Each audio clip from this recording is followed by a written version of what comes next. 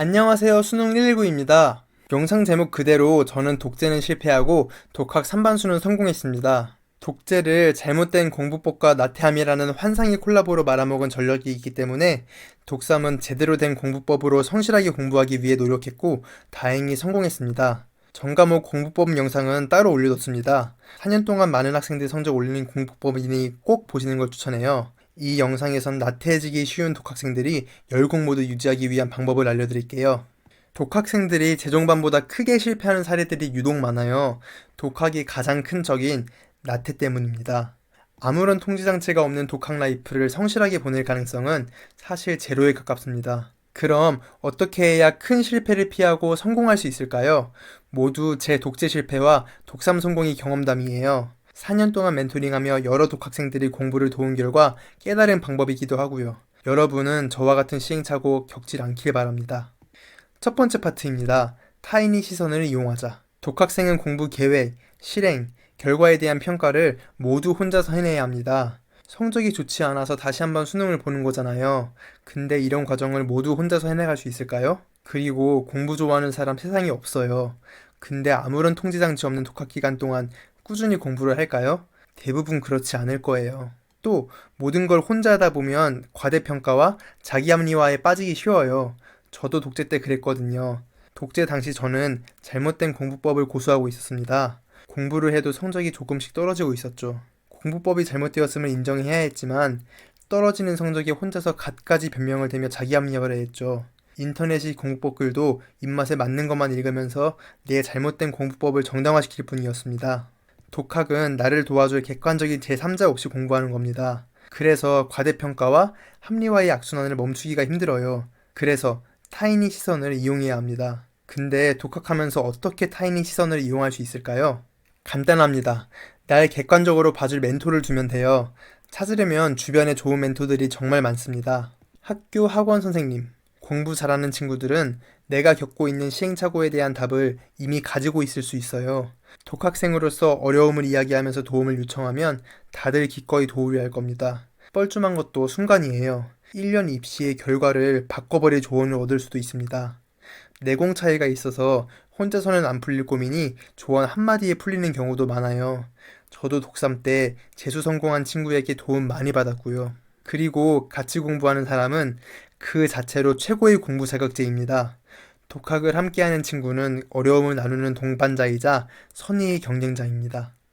같이 공부하는 사람이 주는 우정과 미묘한 경쟁심이 실제로 나를 열심히 공부하게 만듭니다. 사람은 감정의 동물이니까요. 같이 독학할 사람 구하는 게 힘들면 온라인에서라도 구하면 됩니다. 서로 공부 인증하는 어플도, 스터디 밴드도 있어요. 어떤 방식이든 타인의 시선에서 동떨어진 채로 공부하는 것보다는 낫습니다.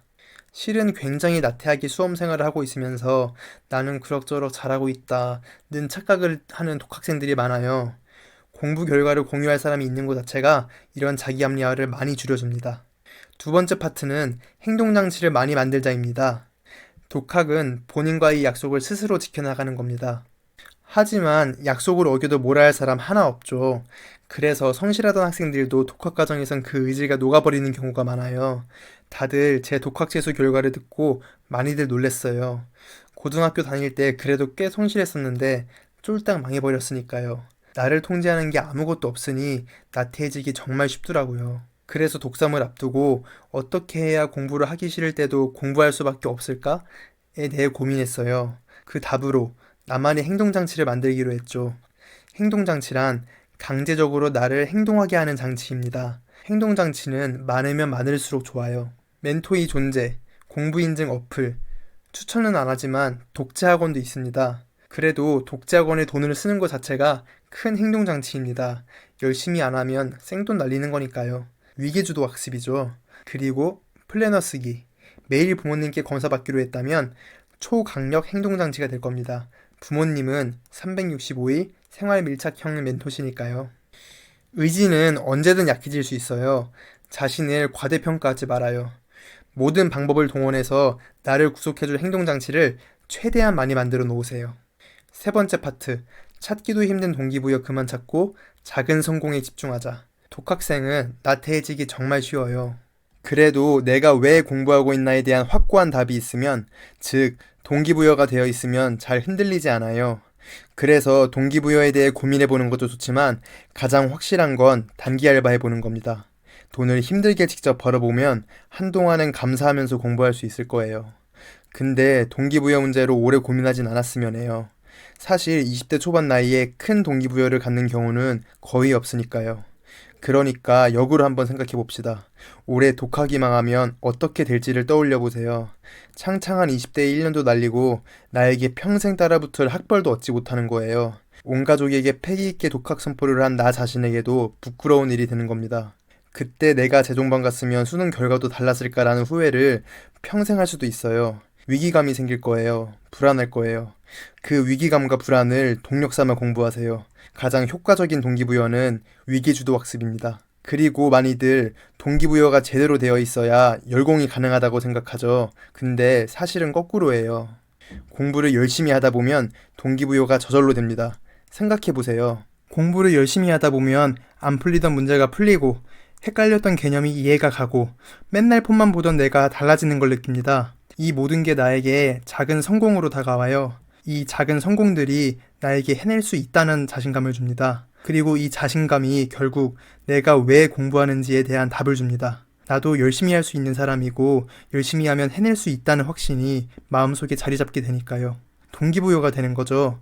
이후엔 당연히 더 열심히 공부하게 되고요. 이 선순환을 지속하기 위해 작은 성공에 집중해야 합니다. 공부 결과 나오는 작은 성공들에도 스스로 칭찬을 아끼지 마세요. 그래야 오랫동안 열정적으로 공부할 수 있으니까요. 6월, 9월 모의고사 잘 봐야만 칭찬받을 자격이 있는 게 아니에요. 안 풀리던 문제가 풀리고 조금씩 변화하는 모습 그 자체도 스스로에게 자부심 가져 마땅할 작은 성공이에요. 아무것도 안 하고 있으면서 머릿속 깨달음만으로 동기부여가 되지 않습니다. 먼저 공부를 해야 작은 성공도 경험하고 그 결과로 꺼지지 않는 열정도 생겨요. 이 열정 덕에 더 열공하게 되죠. 여기서 작은 성공이 중요합니다. 열심히 공부하는 과정에서 만나는 수많은 작은 성공들이 나에게 자신감을 주고 이 자신감이 동기부여도 시켜주니까요. 이제 납득할 수 있나요? 찾기도 힘든 동기부여를 찾아 헤맬 필요가 없다는 사실을요. 하지만 큰맘 먹고 시작한 공부를 지속하기가 진짜 어렵습니다. 규칙적 기상 취침, 폰 멀리하기, 매일 플래너 짜고 쓰기 모두 꾸준히 하기가 쉽지 않아요. 여기서 습관의 힘을 빌려야 합니다. 힘들게 시작했던 행동도 습관으로 변하면 무의식적으로 하게 되니까요. 즉, 습관이 되면 공부하는 게 한결 수월해진다는 얘기예요. 여러 연구 결과 새로 시작한 행동이 습관이 되기까지 3주라고 해요. 3주만 버티면 오래 성공합니다. 근데 이 3주도 힘들다는 분들을 위한 꿀팁 하나 드릴게요. 플래너를 쓰는 겁니다. 그리고 다른 사람에게 매일 검사받는 거예요. 마땅한 사람이 없으면 부모님이 가장 효과적이에요. 공부 인증 어플은 삭제해버리면 그만이지만 집은 나갈 수가 없잖아요. 습관이 되기까지 딱 3주만 검사받는다고 하고 해봅시다. 타인의 시선을 이용하자. 행동장치를 최대한 많이 만들자. 기억나죠? 제가 직접 만든 플래너입니다. 멘토링하면서 깨달은 플래너에 꼭 써야 할 것들을 모두 담았어요. 30분 플래너로 낭비되는 시간을 줄일 수 있고 당일 복습 여부도 기록하도록 했습니다. 양식은 아래 링크에 첨부해둘게요. 이거 매일 쓰고 열공하다 보면 3주 정도는 후딱 갈 거예요. 독학생은 강제적인 행동장치 최대한 많이 만들어야 합니다. 공부가 아니라 나태함이 습관이 되어버리는 경우가 많으니까요. 망하고 싶지 않으면 꼭 플래너 씁시다. 적어도 습관이 되기까지의 3주 동안이라도요. 고등학교 3년을 무기력하게 보낸 재수생 멘티가 있었어요. 이 멘티가 멘토링 끝나는 날 저에게 이런 말을 했습니다. 저에게 매일 플래너를 보고해야 하니 꾸준히 공부를 할 수밖에 없었고 그 과정에서 작은 성공들을 쌓아나가면서 공부에 임하는 태도까지, 나아가 인생에 대한 태도까지 바뀌었다는 소중한 메시지였습니다. 시작은 작은 성공입니다. 대단한 동기부여거리 찾지 말고 플래너 쓰면서 내가 바꿀 수 있는 하루부터 바꿉시다. 그렇게 열심히 하는 과정 속에서 큰 동기부여를 얻을 수 있을 겁니다. 네 번째는 하루 놀기 위해 일주일을 빠공하자입니다. 외로움은 독학생의 가장 큰 적입니다. 전 살면서 외로움을 타본 적이 없어요. 독재할 때 빼고. 절대 고독에 빠지면 공부도 당연히 안 되죠. 그래서 가끔은 친구들을 만나는 게 좋아요. 단, 규칙을 정합시다. 토요일까지 주간 목표를 모두 완료했으면 일요일 저녁쯤은 친구들과 놀 수 있다. 이런 식으로요. 이게 대박 행동장치이자 동기부여입니다. 먼 미래에 이룰 수 있을지 없을지 불확실한 목표보다 이렇게 눈앞에 한 주만 열심히만 하면 얻어낼 수 있는 보상이 더 효율적인 동기부여죠.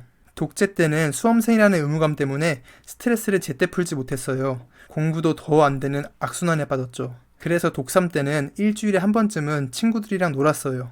주말엔 나도 놀아야겠다는 의무감에 다른 날엔 공부 더 빡세게 했죠. 스트레스가 제때 풀리니 다음 주 공부도 잘 되더라고요. 우리는 24시간 학습 가능한 알파고가 아니에요. 인간이라는 사실을 잊고 목표랑 왕창 늘렸다가 거기에 짓눌려 버리지 맙시다. 처음 시작할 때 작은 성공을 맛봐야 꾸준히 공부할 수 있어요. 과도한 계획이 끝은 0입니다. 우린 알파고가 아니라 인간이에요. 마지막 파트예요. 경험에서 나온 꿀팁들입니다. 매달 실전 시험 꼭 봅시다. 시험장 감이 떨어지면 백날 공부해봐야 소용없으니까요.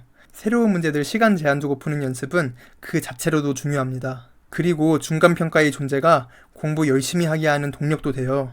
루즈해지기 쉬운 독학생들에게 딱입니다. 다들 6평, 9평 직전엔 열공하는 걸 떠올려보세요. 또 정기적으로 보는 시험은 나 자신을 과대평가하지 않는데도 도움을 줍니다. 냉정한 시험 점수는 그 자체로 독학생들에게 좋은 멘토죠. 단, 아무것도 아닌 중간평가 점수 자체에 너무 연연하지 맙시다. 중간평가는 열공을 위한 수단이자 실전감 유지용일 뿐이니까요. 규칙적인 기상 취침 관리가 정말 중요해요. 일찍 일어나서 바로 공부를 시작하면 공부하는 시간이 확 늘어나기 때문입니다. 또 시험 치는 날엔 최소 7시에 일어나야 하니 시험 대비 컨디션 관리도 되고요. 하지만 독학생들은 늦게 자고 늦게 일어나는 게 습관이 되어버리는 경우가 많죠. 자야 할 땐 폰을 하고 공부해야 할 때 자면 어떻게 될까요? 독학 망하는 지름길을 타는 겁니다. 근데 규칙적으로 기상 취침 시간 지키는 게 보통 의지로는 힘듭니다. 그러니 최대한 강제적인 방식을 이용해서 기상 취침 시간을 지키세요. 타인의 시선, 행동장치를 이용하자. 기억나죠? 공부 인증 어플 이용하기, 부모님께 기상 취침 시간 약속하기 등이 있겠네요. 저도 독재 때 독학 관리학원을 다녔어요. 그때 완전히 망했었죠. 모든 업체가 그러진 않겠지만 타성에 젖어 운영하는 업체들이 많은 것 같아요. 운영 역사만 좀 있으면, 이름빨 있는 학원이 백으로 있으면 알아서들 찾아오니까 타성에 젖을 만도 해요. 근데 우리는 인생 걸고 독학하는 거잖아요. 판단은 신중히 하세요. 독학생들 중에 완벽주의자들이 많아요. 모든 걸 내 계획대로 해야 하는 사람들이기 때문이죠. 물론 평소에 공부할 땐 100점 받겠다는 각오로 꼼꼼하게 공부하는 게 좋아요. 하지만 시험 볼 때는 아닙니다. 무조건 100점을 받겠다는 생각으로 시험 보는 건 정말 위험해요. 어려운 문제 몇 개 때문에 풀 수 있는 쉬운 문제들까지 놓쳐버릴 수 있으니까요. 그리고 다른 거 다 풀고 돌아오면 신기하게 잘 풀릴 때도 많아요. 특히 타임어택 시험인 국어, 영어는 절대 순서대로 풀지 마세요. 문제 푸는 순서는 제 전과목 공부법 영상에 나와 있습니다. 열심히 공부하는 것만큼 올바른 공부법이 중요합니다. 전과목 공부법은 따로 만든 제 영상을 참고해주세요. 여기까지가 독재 실패, 독학 3반수 성공을 한 제 경험과 4년간 여러 독학생들을 멘토링해주며 깨달은 것들이에요. 지금까지 알려드린 것들 핵심만 나열해드릴게요. 독학생이라면 이것만큼은 기억합시다. 타인의 시선 활용하기, 행동장치 최대한 많이 만들기, 동기부여 그만 찾고 작은 성공에 집중하기, 플래너 쓰기, 가끔은 놀기 위해 열공하기, 그리고 무엇보다 중요한 대원칙인 큰 실패를 경계하기. 독학이 크게 실패하는 경우가 많다고 겁줬는데 장점도 많습니다. 가장 큰 장점은 역시 맞춤형 공부 계획과 실력 있는 인강쌤들이 수업을 들을 수 있다는 거죠. 그래서 제대로 된 방법으로 열심히만 한다면 재종반 학생들보다 월등히 좋은 결과를 이뤄낼 수 있어요. 이 영상이 독학생으로서 공부를 열심히 하는 거에 도움이 되길 바랍니다. 제가 앞으로 이 주제들로 영상을 올리려고 해요. 4년간 멘토링하며 느낀 가장 중요하다고 생각하는 주제들입니다. 더 원하는 주제는 댓글로 남겨주세요. 이 중에 필요한 주제가 있다고 생각된다면 구독해주시면 감사하겠습니다. 그리고 영상이 도움 많이 됐다면 같이 수능 공부하는 친구들한테도 꼭꼭 퍼뜨려주세요. 더 힘내서 도움드릴 수 있는 영상 만들어드리겠습니다. 이 영상을 보는 분들은 저와 같은 고통스러운 시행착오 없이 원하는 성적 바로 얻기를 바랄게요. 긴 영상 끝까지 봐주셔서 정말 감사드립니다.